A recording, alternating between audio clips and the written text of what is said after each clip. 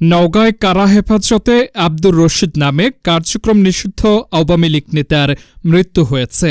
শনিবার ৩রা জানুয়ারি বিকাল ৪:৩০টার দিকে ২৫০ শয্যা নওগাঁ জেনারেল হাসপাতালে চিকিৎসাধীন অবস্থায় তার মৃত্যু হয়।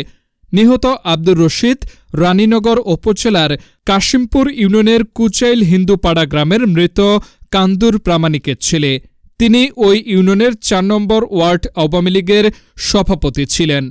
জানা যায় ২৫শে ডিসেম্বর রাতে উপজেলার কুচাইল গ্রামে ডেভিল হান্ট ফেজ 2 অভিযান চালায় স্থানীয় থানা পুলিশ। অভিযানে কার্যক্রম নিষিদ্ধ আওয়ামী লীগ নেতা আব্দুর রশিদকে গ্রেফতার করা হয়।